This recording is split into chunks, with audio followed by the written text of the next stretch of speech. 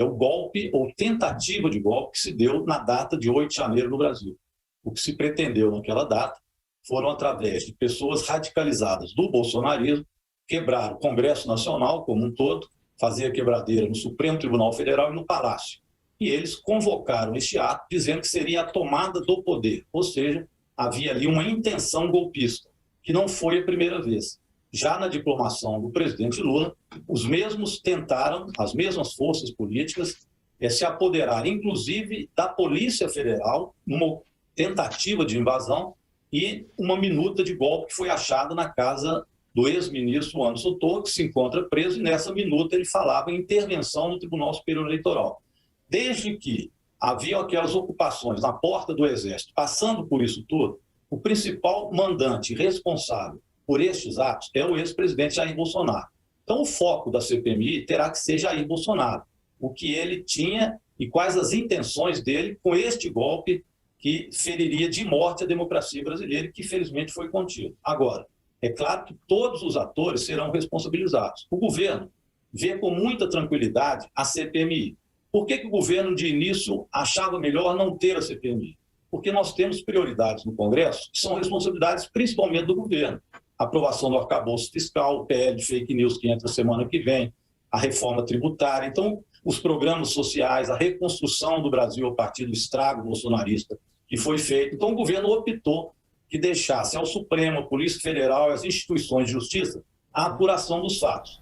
Mas com o agravamento das denúncias políticas da oposição, o governo, então, resolve entrar também no campo parlamentar com essa CPI. Era uma possibilidade anterior, Yuri, que nós chegamos a levantar. Eu mesmo, no dia 9 de janeiro, cheguei a apresentar um requerimento solicitando uma CPMI. Mas o governo achava melhor caminharmos no Congresso Nacional para ter uma certa estabilidade política e não enfrentar de uma vez a questão da CPMI. Mas agora o fazemos com muita tranquilidade e concordo com a deputada Adriana Ventura. Tem que prevalecer a verdade. E a verdade é que ali foi uma tentativa de golpe, de destituição do presidente Lula e um golpe contra a democracia brasileira.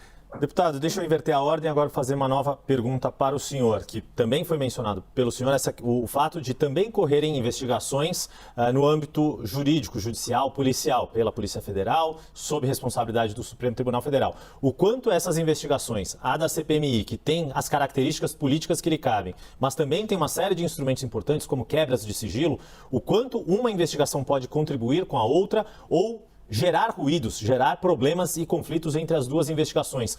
Como o governo vai atuar para que as investigações sejam complementares e não contraditórias? Acho que, na época, nessa altura do acontecimento, a CPMI irá ajudar o Supremo Tribunal Federal. Li, inclusive, uma reportagem que o Supremo Tribunal Federal está satisfeito que ocorra agora a CPMI, porque ela pode agilizar quebras de sigilo. O telefone do Anderson Torres, por exemplo, que ficou no exterior, quando de lá ele assistia a tentativa de golpe, terá que chegar até a CPMI. Eu diria até que o próprio sigilo do ex-presidente Jair Bolsonaro e o depoimento dele serão fundamentais. Sigilo telefônico, sigilo de e-mails. Nós vamos ver que por trás disso havia uma vontade, e mais do que vontade, havia uma determinação do ex-presidente Jair Bolsonaro com este golpe. Não é novidade. O filho dele, nosso colega Eduardo Bolsonaro, antes mesmo de Jair Bolsonaro tomar posse, já dizia queria fazer uma intervenção dentro do Supremo Tribunal Federal com um cabo e 2 soldados. Então, a relação deles com a democracia sempre foi conturbada.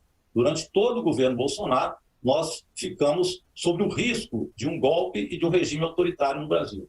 E depois, com a derrota de Bolsonaro, ele passou a, através do silêncio e depois de palavras que vinham de outros, inclusive do general Heleno, fazer com que os riscos à democracia fossem cada vez maiores e ele incentivava a sua ala mais radical. Em relação ao acontecido agora dos vídeos, o próprio Capelli, que hoje está lá no GSI, já forneceu todos os oficiais que estavam no dia. Os 10 oficiais, tirando o general G. Dias, todos os outros são advindos do governo Bolsonaro, porque o presidente Lula, naquele dia, tinha apenas 5 dias úteis de governo, e, portanto, não foi possível fazer as alterações militares que têm que ser feitas, porque é evidente que havia, por trás do golpe, também ações, infelizmente, de generais, coronéis e de militares das Forças Armadas.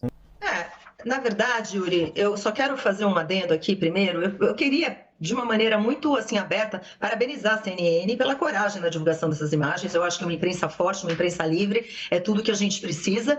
Agora, em relação à CPMI e esses questionamentos, essas colocações feitas pelo meu colega, eu acho que o primeiro ponto, né, para que realmente a gente avance e busque essa verdade de uma maneira transparente, é a gente fugir de narrativas e ideias pré-concebidas e analisar os fatos com frieza. Porque o que nós temos de uma maneira clara é que as narrativas foram criadas, as investigações não foram feitas, não há transparência, porque até agora eu não entendi por que, apesar de todos os alertas, o Palácio foi desguarnecido. Eu também não entendi por que no requerimento de informação que eu fiz para o ministro Gonçalves Dias, que foi respondido, ele afirmou, ele não disse que estava lá, ele disse que lá tinha 129 pessoas, mas em momento nenhum ele falava que estava lá no momento dos atos, e eu achei isso uma omissão grave. Também não entendi por que tanta negação de imagem, e depois a CNN acontece, solta as imagens. A questão toda é a seguinte: existe sim ideologias em guerra aqui, né? Tanto assim que na narrativa é assim, e falo isso com toda tranquilidade, né? Porque todo mundo sabe que eu não concordo com o PT e todo mundo sabe que eu não sou bolsonarista, então eu estou falando de uma maneira muito isenta. Eu acho aqui que existe uma guerra de narrativa que não leva a nada, mas a verdade não está sendo clara. E tem mais uma coisa também: não há motivo nenhum para não dar transferência de imagem, as imagens estão sendo negadas há muito tempo, tem histórias, atos terroristas a gente está tendo o tempo todo, as invasões que o MST provoca em propriedades privadas também é terrorismo. Então acho que a gente tem que primeiro se desarmar de todas essas narrativas para a gente buscar essa verdade. Agora, por exemplo, afastaram um governador eleito, prenderam um ex-secretário, que era o ex-ministro da Justiça, já falando que era conspiração, só que as imagens não mostraram isso. A gente viu que teve imagem seletiva. O que foi divulgado anteriormente foram imagens seletivas mostrando que tinha baderneiro. Ninguém mostrava as cenas que a gente viu, né, de ministro abrindo porta para as pessoas entrarem, mostrando saída.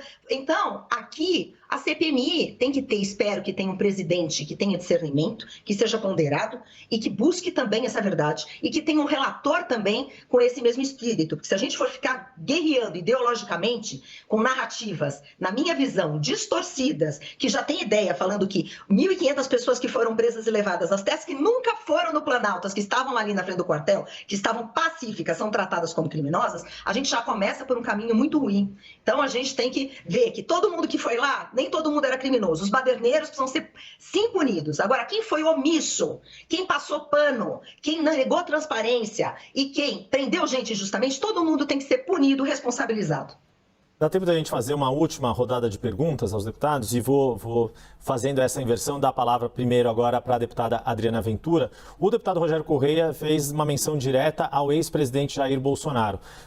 E vale lembrar que ocorre o 8 de janeiro, mas desde o fim das eleições, no fim de outubro, ao longo dos meses de novembro e dezembro, ocorrem os acampamentos na frente do quartel-general do Exército em Brasília e diversas outras unidades militares pelo país. Ocorre toda aquela baderna no dia da diplomação do presidente eleito e do vice-presidente eleito.